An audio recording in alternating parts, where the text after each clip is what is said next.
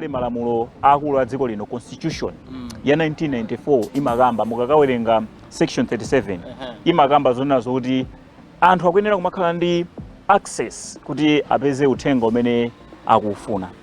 Section 37 ikwapanga Malawi mandate lamulo lalikulu la dziko lino kuzabwe access to information likubwera tsopano kuzangotsindika komanso kuzapanga spell out bwinobwino kuti kodi mphamvu imene ikapena ufulu umene kuti anthu atha kumafunsa uthenga mosiyanasiyana adzigwiritse ntchito bwanji. Tili mu ulamuliro wa democracy umene boma likamachita zinthu zake nzika za dziko zili ndi ufulu oti zizitha kudziwa mmene zinthu zilili.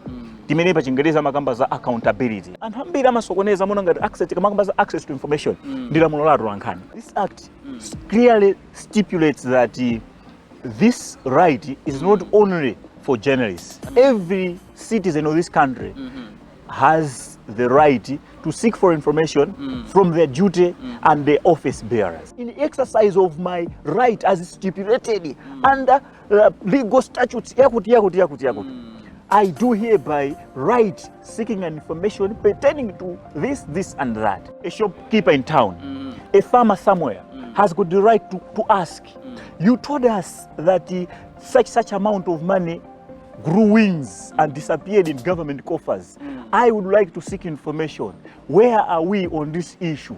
You don't just wake up and say we need to find the information yakuti. Komano umafuna information ukaona kuna kuti ineyo kusowa kwa izi kupinja maufulu wanga ina ndina.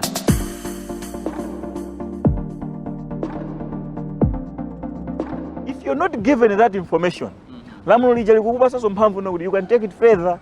You can engage Malawi Human Rights Commission. So munthu ukaona kuti mwina wapempha information kuna wake sakukupatsa uli ndi mphamvu yolembera Malawi Human Rights Commission. Kuti ineyo ndapempha information exercising my rights to access this kind of information. But until now I'm yet to get the information.